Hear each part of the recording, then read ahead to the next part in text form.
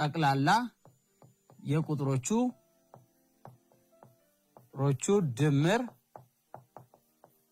ድምር ሲካፈል ለቁጥሮቹ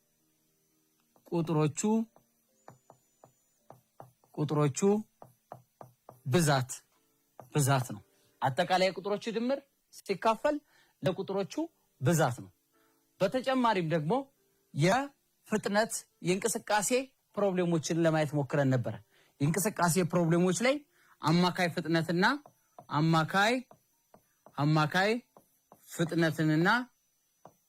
ፍጥነትንና ጊዜን በማዛመድ ቀመሩን ልናወጣ እንችላለን። አማካይ ፍጥነት ማለት ርቀት አካሉ ወይንም ቁሱ የሸፈነው ወይንም የተጓዘው ርቀት ሲካፈል ቁሱ ለወሰደበት ጊዜ ነው።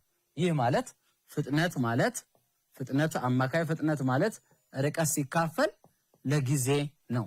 በባለፈው የሂሳብ ትምህርታችን ክፍለ ጊዜያችን ስለነኚህ ስለ አማካይና ስለ የእንቅስቃሴ ፕሮብሌሞች ላይ አማካይ ፍጥነትን ለማየት ሞክረናል። ወደ ዛሬው የሂሳብ ክፍለ ጊዜያችን እንሄዳለን ማለት ነው። በዛሬው የሂሳብ ክፍለ ጊዜያችን የምንመለከታቸው ቀላል ሙከራዎችን በመጠቀም የመሆን እድልን በሳንቲም በባለ 6 ነጠብጣብ የሆነ ኩብ ወይንም ዳይስ የምንለው በተጨማሪ ካርዶችንና የተለያዩ ቀለማት ያላቸውን ካርታዎችን በመጠቀም ምን ማድረግ መተንበይ ወይንም መሞከር እድላችንን ነው። ይሄንን ተማሪዎች ይሄን ክፍለ ጊዜ ከተማራችሁ በኋላ ቀላል ሙከራዎችን ትተገብራላችሁ፣ የመሆን እድልን ትተነብያላችሁ ማለት ነው። ይሄ ርዕስ ከህይወታችን ጋር በብዙ ነገሮች ይገናኛሉ። ለምሳሌ በፈተና በምንፈተንበት ጊዜ እውነት ሐሰት የማለት እውነትን የማግኘት ሐሰትን የማግኘት እድላችን የመሆኑ ምርጫ ስንመልስ ኤቢሲዲ ወይንም ሀለመ የምንላቸውን የኤን የማግኘት እድላችን ኤ ብለን የማግኘት እድላችን ካለ ከተሰጠው ውስጥ እነኚህን የመሳሰሉ ብዙ እድሎች አሉ።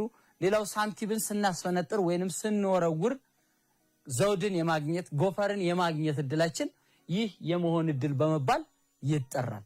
ሌላው በተጨማሪ በዋናነት ደግሞ የአየር ንብረት ትንበያ ላይ ዛሬ ዝናብ ይጥላል፣ ዳመና ካለ ዝናብ ይጥላል፣ ፀሐያማ ነው፣ ልክ እንደዚህ እያልን የምንተነይበት በምንድነው የመሆን እድል ዕውቀት ያስፈልገናል። እነኚህን ነገሮች ተግባራዊ ለማድረግ ማለት ነው። በመጀመሪያ የመሆን እድልን ከማየታችን በፊት ማንን እናያለን ማለት ነው? ሙከራ ማለት ምን ማለት ነው? ሙከራ ማለት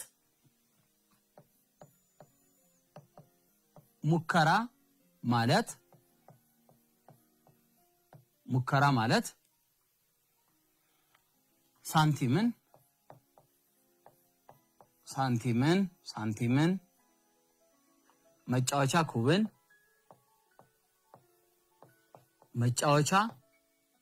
መጫወቻ ኩብ የምንለው ባለ 6 የተለያዩ ነጠብጣብ ካላቸው ኩቦች ማለት መጫወቻ ኩብን ወይንም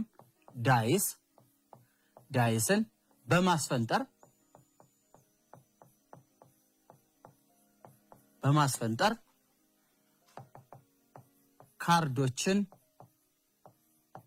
ካርዶችንና ካርታዎችን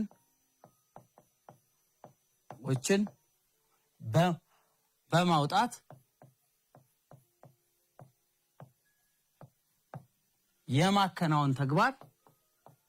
የማከናወን ተግባር የመመልከት ሂደት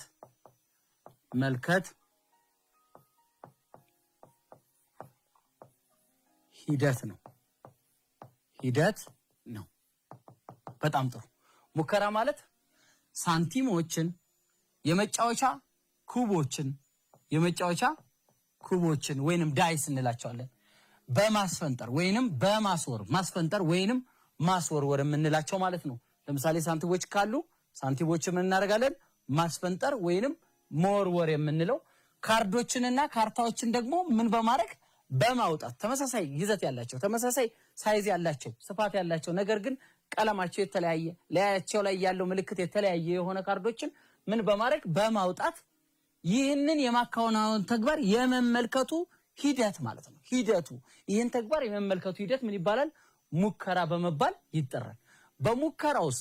በሙከራ ውስጥ ሊሆኑ የሚችሉ እድሎች ሊታዩ ይባላሉ ማለት ነው። በሙከራ ውስጥ ሊሆኑ የሚችሉት ሙከራዎች ሊታዩ ይባላሉ። ሊታዩ የሚችሉ እድሎች በመባል ይጠራሉ። በመቀጠል ጠቅላላ ክስተት። ጠቅላላ ክስተት ማለት ምን ማለት ነው? ጠቅላላ ክስተት ማለት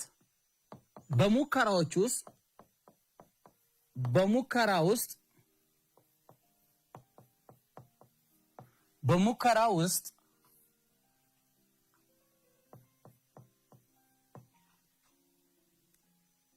የክስተቱ በሙከራ ውስጥ የአጠቃላይ ክስተቱ ብዛት የአጠቃላይ ላይ ክስተት ብዛት ነው። አንድ ሙከራ በመናከናውንበት ጊዜ ሳንቲም ማስፈንጠር መሰወር ሊሆን ይችላል። ካርዶችን ማውጣት ሊሆን ይችላል። ዳይሶችን ወይንም ባለስድስት ነጠብጣብ የተለያዩ ነጠብጣብ ያላቸውን ኩቦች ወይንም የመጫወቻ ኩቦች የያዘውን እሱን ማንከባለል ሊሆን ይችላል። በዛ ውስጥ የሚፈጠሩት ሊሆኑ የሚችሉት እያንዳንዱ ክስተት ጠቅላላ ክስተት በመባል ይጠራሉ ማለት ነው። ሌላው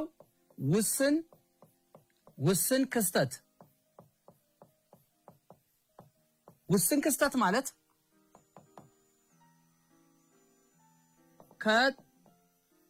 ከጠቅላላ ክስተቶች ውስጥ ከፊሉ ወይም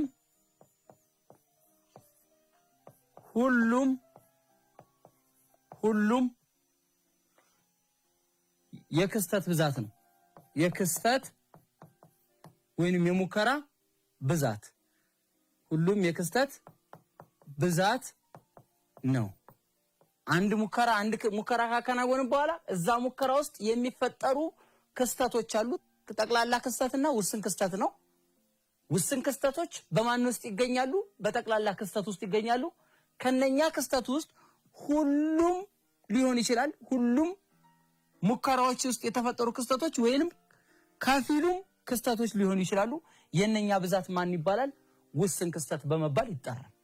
ውስን ክስተቶች ውስን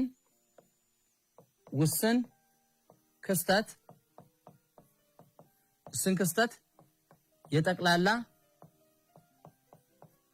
ክስተት ስብስብ ናቸው።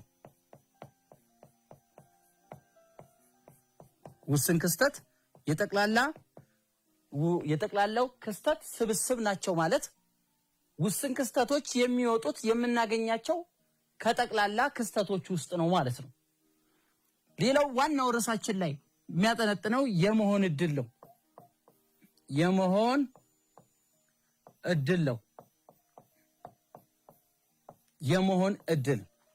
የመሆን እድል ማለት በአንድ ትግበራ ውስጥ ከአጠቃላይ ሙከራችሁ ውስጥ በሙከራ ውስጥ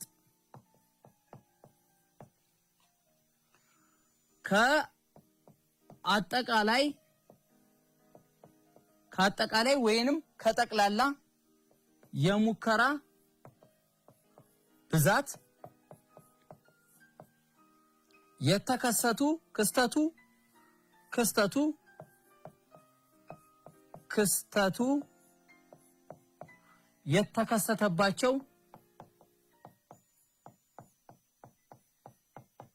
የተከሰተባቸው የሙከራ ብዛት ነው። ምን ማለት ነው? የመሆን እድል ማለት በሙከራ አንድ በምንመለከተው በሙከራ ውስጥ ከጠቅላላ ክስተቱ ውስጥ ክስተቱ የተከሰተባቸው የሙከራ ብዛት ነው። የምንመርጠው ክስተት ከአጠቃላይ ክስተቱ ውስጥ እኛ ሊሆን የሚችለው የመረጥነው የወሰድነው ክስተት እሱ የመሆን እድል በመባል ይጠራል። በሂሳባዊ በቀመር ስናስቀምጠው የመሆን እድል ማለት የመሆን እድል እኩል ይሆናል የውስን ክስተት ብዛት ሲካፈል ለጠቅላላ ክስተት ብዛት። ምን ይላል?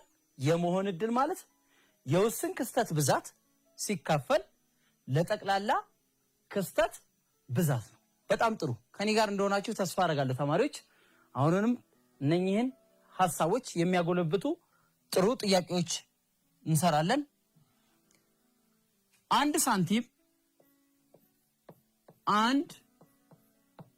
ሳንቲም በዘፈቀደ ብናስፈነጥር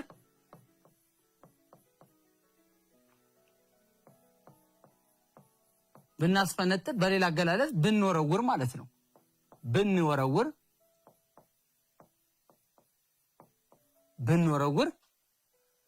ብንወረውር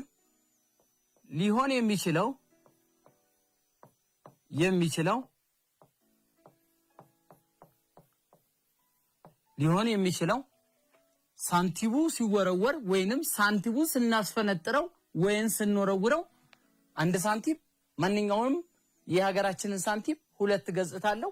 እሱ ሳንቲም ላይ ሁለት ገጽታዎቹ ማና ማን ነው? አንበሳ ስዕል ያለው እሱ ጎፈር፣ አንበሳ ጎፈር ስላለው ጎፈር ነው። ከኋላው ደግሞ ያለው ለምሳሌ እኔ ያስኩት ባለ 1 ብር ሳንቲም ነው። ባለ 1 ብር ሳንቲሙ ላይ ከፊቱ ምን አለ? ሚዛን አለ። እሱ ዘውድ ይባላል። ስለዚህ ሳንቲሙ ላይ ሁለት ገጽታ አለው። አንደኛው አንበሳ ስዕል ያለው ወይን ቅርጽ ያለው ዘውድ ጎፈር ሲባል፣ ያኛው በዛኛው በተቃራኒ በኩል ያለው ደግሞ ዘውድ በመባል ይጠራል። 50 ሳንቲም፣ 10 ሳንቲም፣ 25 ሳንቲም፣ 5 ሳንቲም ሁሉንም ሳንቲሞቻችንን ብንጠቀም በአንበሳው ስዕል በኩል ያለው እሱ ጎፈር ሲባል፣ በተቃራኒው በኩል ደግሞ ያለው ዘውድ በመባል ይጠራል። ስለዚህ አንድ ሳንቲም በዘፈቀደ ማለት ምንም አይነት ቅደም ተከተል ሳናስከ ዝም ብለን ምን ብንል ብናስፈነጥር ብንወረውር በዚህ ያርፋል ሳንል ብንወረውር ልናገኘው የምንችለው ዘውድና ዘውድ ዘ ይባላል እና ጎፈርን ማን እንለዋለን? ጎ ብለን እንጠራዋለን። ሳንቲሙ እንደዚህ ያለ ሁለት ገጽታ አለው። ሳንቲሞቹ ሁለት ገጽታ አለው። ብዙ ሳንቲሞች ሚዛን አለን። ሚዛን አለን። ሚዛኑ ያለበት ዘውድ ሲባል የአንበሳ ቅርጽ ያለው አለ።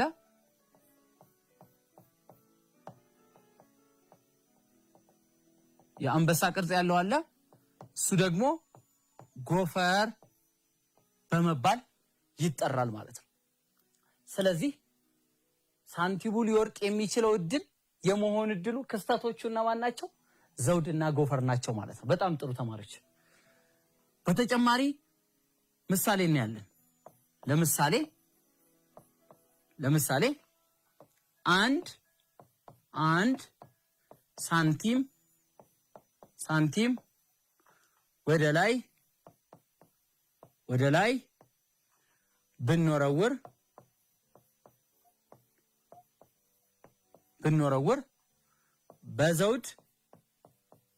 በዘውድ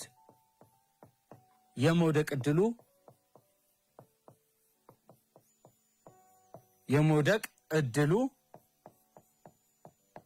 እድል ስንተኛ ነው?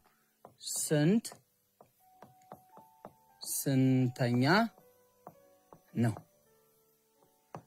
ግልጽ ጥያቄ። አንድ ሳንቲምን በዘፈቀደ ብንወረውር ወይንም ብናስፈነጥር ነው ሳንቲሙ በምን የመውደቅ በዘውድ በጎፈሩ ሳይሆን በዘውድ ሚዛን ባለበት በኩል የመውደቅ እድሉ ስንተኛ ነው? ስለዚህ እዚህ ላይ መፍትሄ መፍትሄ መጀመሪያ ከዚህ ጥያቄ ላይ የምንረዳው እስካሁን የተረጎምናቸውን ወይም ትርጓሜ የሰጠናቸውን ቃላቶች ስናይ ሙከራው ምንድነው?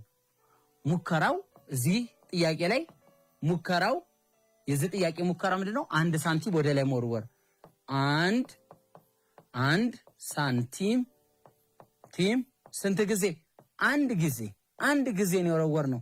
አንድ ጊዜ መወርወር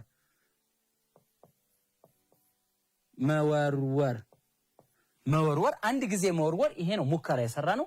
ከዚህ ሙከራ ውስጥ ሊታይ የሚችለው ሊሆን የሚችለው ማን ነው? ዘውድ ነው። ሳንቲሙ ሊታይ የሚችለው ብለን የተነበይ ነው የሞከር ነው ማን ነው? ዘውድ ነው። ጠቅላላ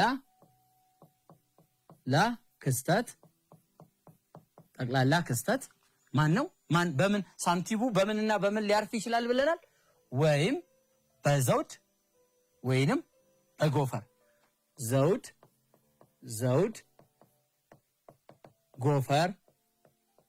ጎፈር ሊያርፍ ይችላል። ይሄ ደግሞ ብዛታቸው ምን ያክል ነው? ብዛታቸው ስንት ናቸው? 2 ናቸው። ዘውድ ጎፈር 2 እድል አለው ማለት ነው። ይሁለት።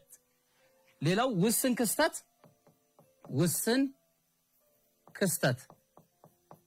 ክስተት ማን የተፈጠረው? ከአጠቃላይ ሙከራዎች ውስጥ ክስተቱ ሊከሰትበት የቻለው ማን ነው? በዘውድ ነው ሊያርፍ የቻለው። ዘውድ ብዛቱ ስንት ነው? ይሄ ዘውድ ብዛቱ ስንት ነው? 1 ነው። ከዛ ወደ ጥያቄያችን ወደ ተጠየቅነው ጥያቄ እንገባለን ማለት ነው። ጥያቄያችን የሚለው በዘውድ የመውደቅ የማረፉ ዘውድን የማግኘት እድላችን ነው የሚለው። ስለዚህ የመሆን እድል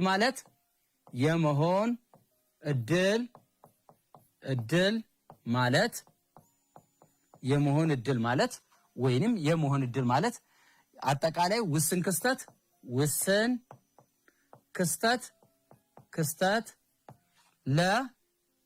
ለጠቅላላ ክስተት ብዛት ሲካፈል ነው። ያ ማለት የመሆን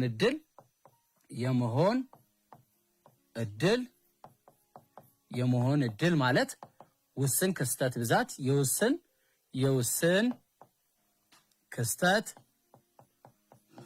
ብዛት ሲካፈል ለጠቅላላ ክስተቶች ብዛት። በጣም ጥሩ። የመሆን እድል ማለት ውስን ክስተት ሲካፈል ለጠቅላላ ክስተት ብዛት ነው። ውስን ክስተታችን ስንት አለ? ውስን ክስተታችን በዘውድ የመውደቅ እድሉ ዘውድን የማግኘት እድላችን 1 ነው። ይሄው እዚህ ጋር ተሰጥቶናል። ጠቅላላ ክስተቶች ብዛት ስንት ናቸው? 2 ነው። ይህ ማለት 1/2 መጣ። 1/2 ማለት ደግሞ የሚያስረዳን ነገር አለ። ይሄ ማለት 1 ሳንቲም ወይንም 1 የኢትዮጵያ ብር 2 ገጽታ አለው። ዘውድና ጎፈር የሚባል ሳንቲሙ በዘፈቀደ ስንወረውረው ሊያርፍ የሚችለው ከሁለት አንዱ እድል ነው። ወይንም በዘውድ ወይም በጎፈር ነው። ነገር ግን በዘውድ የማረፍ እድሉ ከሁለቱ አንድ ወይንም 50% የማረፍ እድል አለው ማለት ከሁለቱ አንዱ። በዘውድ የመውደቅ እድሉ 1 ነው ማለት ነው። አንዱ ከሁለቱ አንዱች በዘውድ የመውደቅ እድል አለው ማለት ነው። ጥሩ ተማሪዎች፣ የሚቀጥለው ሳንቲምን በማስፈንጠር ምሳሌ እናያለን። ምሳሌ 2 አንድን ሳንቲም 25 ጊዜ ወደ ላይ ብናስፈነጥር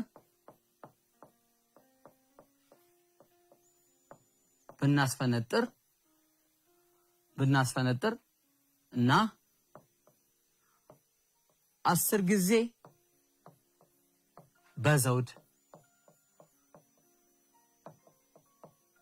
እና 15 ጊዜ በጎፈር ቢወድቅ ቢወድቅ ሀ በዘውድ የመውደቅ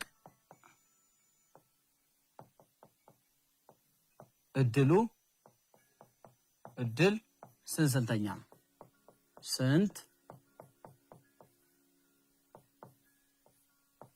ስንተኛ ነው? በጎፈር የመውደቅ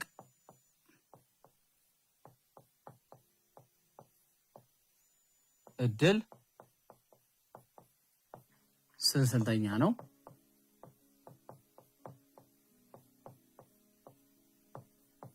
በጣም ጥሩ ተማሪዎች፣ አሁንም እንደቀድሙ አንድ ሳንቲም ነው ወደ ላይ ያስፈነጠርነው። ወደ ላይ ያስፈነጠረው አንድ ሳንቲም ነው። ይሄን አንድ ሳንቲም ስንት ጊዜ ነው ወደ ላይ ያስፈነጠርነው? 25 ጊዜ ነው። ስለዚህ ሙከራው መፍትሄ ሙከራው ምንድነው? ሙከራው በተግባሩ ላይ ሊታዩ የሚችሉ ምንድነው? 25 ጊዜ አንድን ሳንቲም 25 ጊዜ ወደ ላይ ማስፈንጠር ወይም መወርወር። ማስፈንጠር የሰራነው ሙከራ ተግባር ምንድነው? አንድን ሳንቲም 25 ጊዜ አንድ ጊዜ ከወረወርን በኋላ ድጋሚ እያደረግን በሚያርፈው ክስተት 25 ጊዜ መወርወር ችለናል። ከዛ ውስጥ ሙከራው ይሄ ነው። አጠቃላይ ክስተቱ ክስተት ብዛት አጠቃላይ ክስተት ብዛት ሳንቲሙን ስንት ጊዜ ነው በሙከራ ውስጥ የወረወር ነው? ያ ማለት በዘውድና በጎፈር ሊያርፍ የቻለው አጠቃላይ 25 ጊዜ ወርውረናል ማለት ነው። ሀ ላይ ስንመጣ ሀ ላይ በምን ያረፈው ነው የሚለው? በዘውድ ያረፈው የማረፍ እድሉ ወይንም ሳንቲሙ በዘውድ የመውደቅ ወይንም በሚዛኑ የመውደቅ እድሉ ስንተኛ ነው? ስለዚህ በዘውድ ማለት ውስን ክስተት ነው። ውስን ክስተታችን ነው። ክስተት ነው። በምን በዘውድ የመውደቅ ስንት ጊዜ በዘውድ ወድቋል? 10 ጊዜ ወድቋል። ስለዚህ ወደ ጥያቄ የመሆን እድል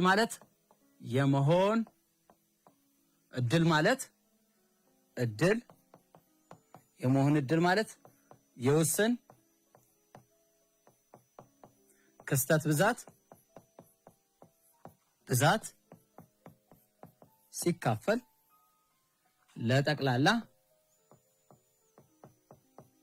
ለጠቅላላ ክስተት ብዛት።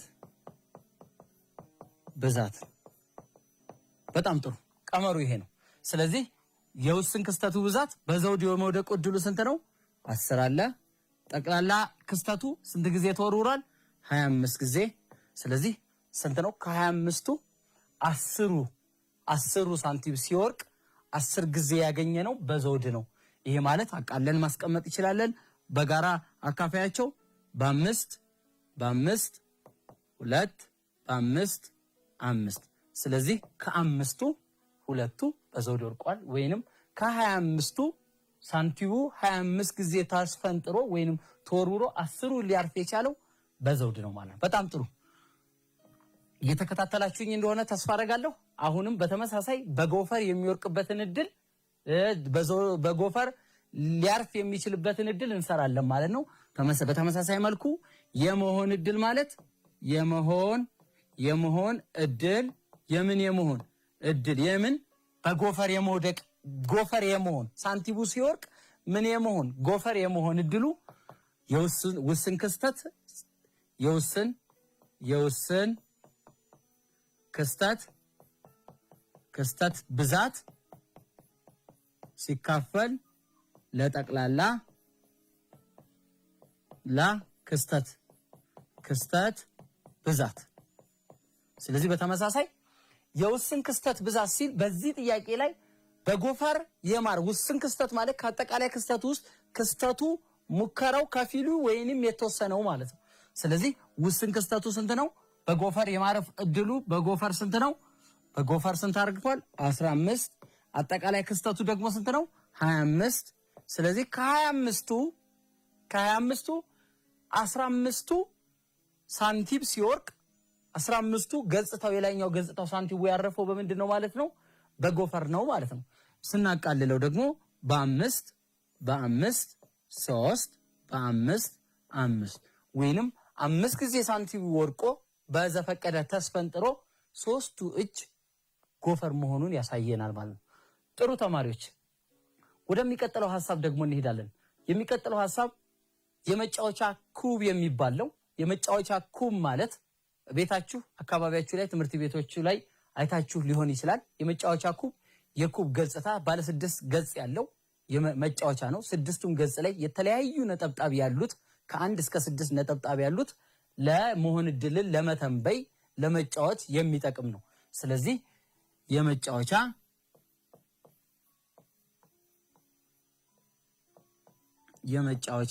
ኩብ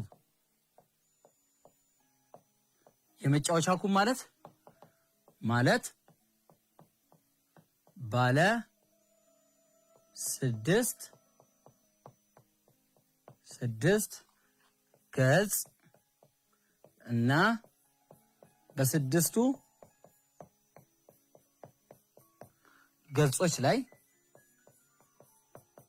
ላይ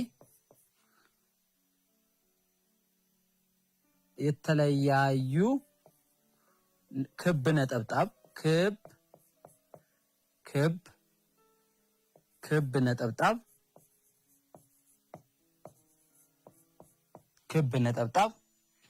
ያለው የጠጣር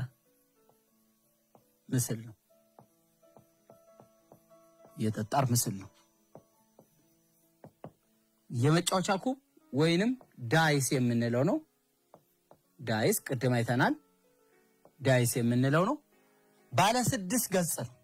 ባለ 6 ገጽ ስንል 6 ገጽ እንደ ሬክታንግላዊ ፕሪዝም አይነት ሆኖ ነገር ግን 6ቱም ገጾች እኩል ናቸው። እኛ ለመሳል እንሞክራለን። 6 ገጽ ነው ያሉት። ባለ 6 ገጽ ነው።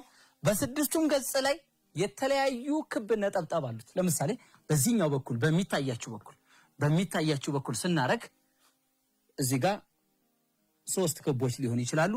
እዚህኛው ጋር 4 ነጥቦች ሊሆኑ ይችላሉ።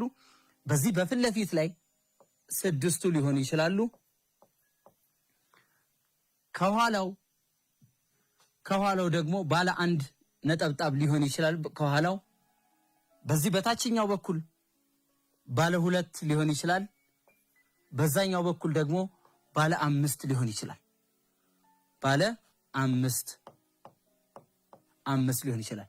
እነኚህ አይነት 6 በየተለያዩ ፌስ በመጀመሪያው ገጽ ላይ ስንት 1፣ ሁለተኛው ገጽ ላይ 2፣ ሶስተኛው ገጽ ላይ 3፣ አራተኛው ላይ 4፣ አምስተኛው ላይ 5፣ ስድስተኛው ላይ 6 እና 6ቱም ገጾቹ እኩል ስፋት ያላቸው ናቸው።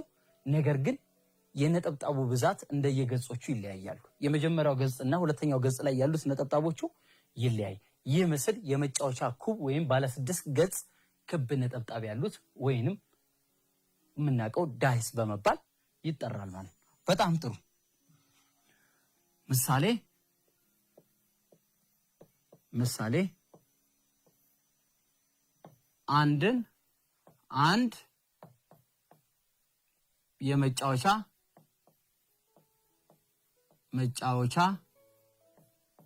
አንድ የመጫወቻ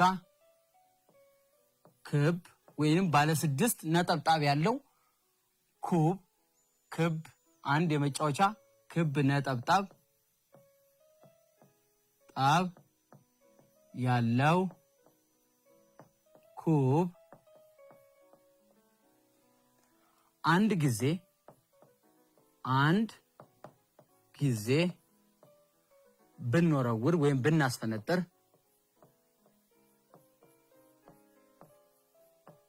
ብንወረውር ብናስፈነጥር በተጋማሽ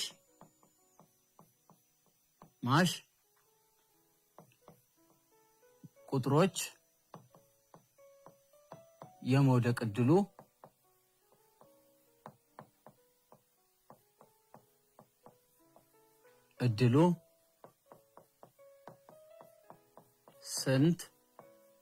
ስንተኛ ነው? በተጋማሽ ቁጥሮች በሶስት ብዜቶች የመውደቅ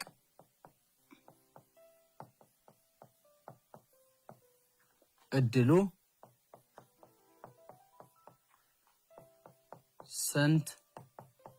ስንተኛ ነው? በጣም ጥሩ። አሁን ደግሞ ስለ ኩብ ነው የመጣ ነው። አንድ የመጫወቻ ኩብ ወይንም ተለያዩ ባለ 6 ነጠብጣብ ያሉ ኩቦች ስናስፈነጥር ወይንም ስንወረውር በተጋማሽ ቁጥሮች የማረፍ እድሉ ወይንም የመውደቅ እድሉ ምን ያክል ነው የሚለው። ተጋማሽ ቁጥሮችን ባለፈው በመጀመሪያው ሰነ ትምህርት ተምራቸዋል። ተጋማሽ ቁጥሮች ማለት ለሁለት ያለ ቀሪ መካፈል የሚችሉ ናቸው።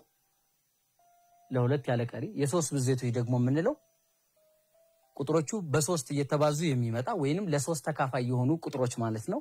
ስለዚህ ወደ መፍትሄው ስንሄድ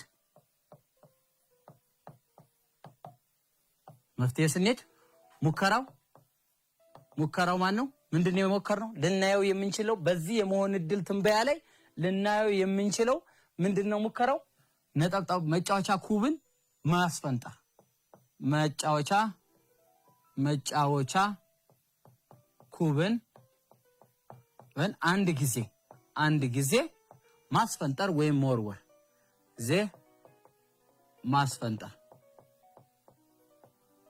ማስፈንጠር ነው። ወደ ሀ ስንመጣ ከሙከራው ደግሞ ጠቅላላ ክስተት ምንድነው? ጠቅላላ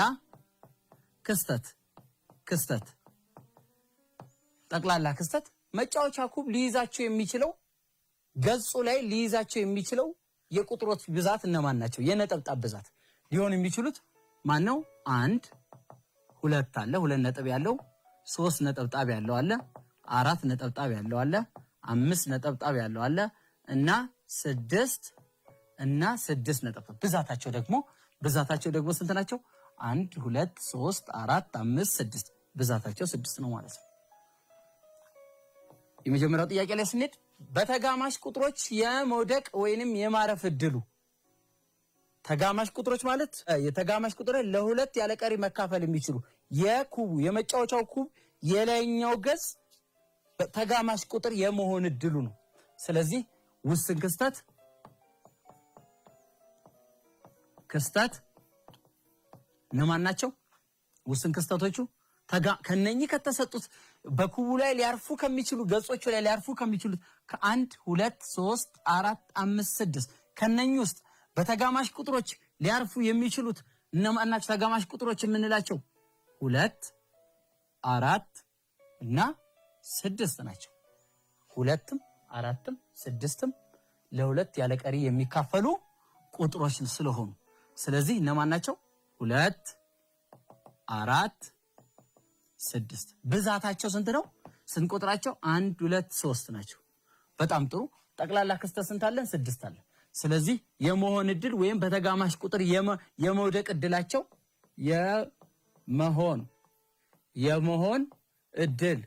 የመሆን እድል ማለት ውስን ክስተት ሲካፈል ለጠቅላላ ክስተት ማለት ነው። ውስን ክስተቱ ሀላይ ያለው ውስን ክስተቱ ማን ነው? በተጋማሽ ቁጥሮች የመሆን እድል ስንት ነው? 3 ነው። ጠቅላላ ክስተት ደግሞ ከአጠቃላይ በሙከራ ውስጥ ሙከራው ላይ ሊከሰቱ የሚችሉ የክስተት ብዛት ናቸው። ስንት ናቸው? 6 ነው። 3 6ኛ ይላል። ስለዚህ ስናቃልለው በ3 1 በ3 2 ይህ ማለት በ10 ልጆች ስናስቀምጠው 1/2 ማለት 0.5 ነው። ይሄ 1/2 ማለት ከሁለቱ በዘፈቀደ ስንሰራ ከሁለቱ በተጋማሽ ከአጠቃላይ ከ1 እስከ 6 ከሚያርፉ በሁለቱ አንዱ የምንድነው? የመሆን እድል ነው ማለት ነው። በጣም ጥሩ። በስ የሶስት ብዜቶች የመውደቅ እድል ይሄም ውስን ክስተት ነው። ውስን ክስተት ነው። ክስተት ወይንም የመሆን እድሉ ምን ብለን ውስን ክስተቱ ምን ብለን የሶስት ብዜት የመሆን እድሉ ማለት ይቻላል። የሶስት ብዜት የመሆን ማለት ነው። እነኚህ ማን ናቸው? ከነኚህ ከተሰጡን ውስጥ የሶስት ብዜቶቹ እነማን ናቸው? የሶስት ብዜት ማን አለው? ሶስት ጊዜ የሶስት ብዜት የምንላቸው 3 ሲባዛ በ1 3 ሲባዛ በ2 3 ጊዜ 1 3 ነው። 3 ጊዜ 2 6 ነው። ከዚህ በላይ የሉንም ቁጥሮች። ስለዚህ የሶስት ብዜቶቹ ከዚህ ውስጥ እነማን ናቸው? 3 እና በድጋሚ ማን አለ እዚህ 6 አሉ ማለት ነው። ስለዚህ የሶስት ብዜቶች እነማን ናቸው? 3 እና 6 ነው። ብዛታቸው ስንት ነው? እነኚህ ስንት ናቸው? 2 ቁጥሮች ናቸው። በተጋማሽ ቁጥሮች ሲያርፍ 2 የመሆን እድል ማለት ዳይሱ ወይንም የመጫወቻ ኩቡ ሲያርፍ እንደዚህ ማለት ነው 2 ነጥብ ይኖረዋል ማለት ነው። 6ም እንደገና በ6 ነጥብ ይኖረዋል ማለት ነው። ስለዚህ የመሆን እድል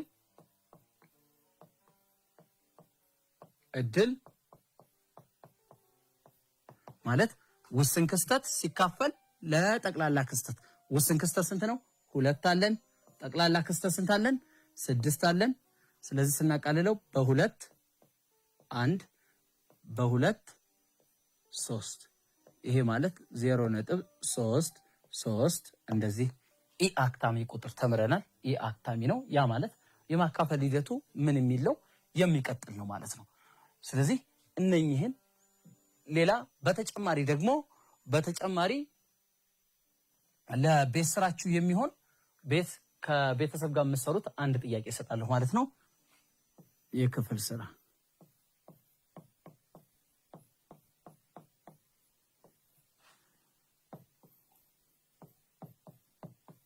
ተማሪ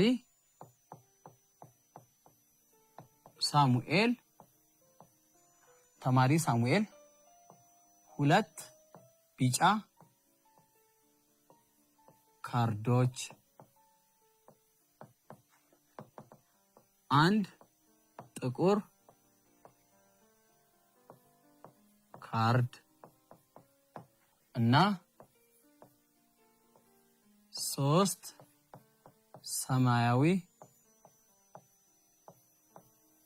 ሰማያዊ ካርዶች ቢያወጣ አንደኛ የጠቅላላ ላላ የሙከራው የካርዶች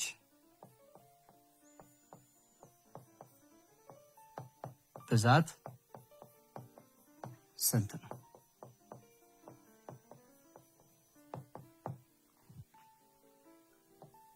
ለቢጫና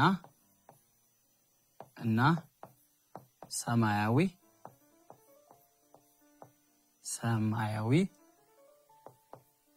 ካርዶች የማውጣት እድሉ ስንተኛ ነው?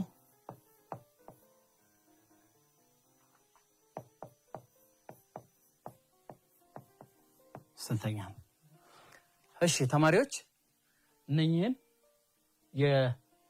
የመሆን እድል የመወሰን ጥያቄዎችን ቤታችሁ ሆናችሁ ትሞክሯቸዋላችሁ። በዛሬው የሂሳብ ክፍለ ጊዜያችን የተማርነው የመሆን እድል ላይ ነው። በሎተሪን ሳንቲምንና የተለያዩ ካርዶችንና ካርታዎችን በመጠቀም የመሆን እድልን መተንበይና መሞከርን አይተናል። በዚህ ላይ በዋና ደግሞ የተመለከትናቸው ዋና ሐሳቦቹ በመሆን እድል ላይ ያየናቸው ዋና ፍሬ ነገሮቹ ሙከራ ነው። ሙከራ ማለት ሳንቲምን በመወርወር ዳይስን ወይንም የመጫወቻ ኩብን በማንከባለል በመወርወር እና የተለያዩ ካርዶችንና ካርታዎችን በማውጣት ተግባርን ማከናወን የመመልከት ሂደቱ ሙከራ ይባላል። ከሙከራን ስናይ ደግሞ የጠቅላላ ሙከራ ክስተት አለ። በተጨማሪ ውስን ክስተት አለ። ጠቅላላ ክስተት ማለት በሙከራ ውስጥ የተከናወኑ ክስተቱ የተከሰተባቸው ጠቅላላ የሙከራ ሂደቶች ናቸው። ውስን ክስተት ደግሞ ከጠቅላላ ክስተቶቹ ውስጥ ከፊሉ ወይንም ሁሉም የሙከራ ብዛት ነው። ውስን ክስተት የጠቅላላ ክስተት ስብስብ ነው። ያ ማለት ውስን ክስተቶች በሙሉ የሚገኙት የሚወጡት ከጠቅላላ ክስተት ውስጥ ነው ማለት ነው። በመጨረሻም ደግሞ የመሆን እድል ማለት ዋናው ርዕስ ላይ የመሆን እድል ማለት ምን ማለት ነው? የመሆን እድል ማለት ከአጠቃላይ የሙከራዎች ብዛት ላይ ክስተቱ የተከሰተባቸው የሙከራዎች ብዛት ነው። ይሄ ነው የዛሬው ትምህርታችን ይሄን ይመስላል። በሚቀጥለው ጊዜ እስክንገናኝ ሰላሙን ነው።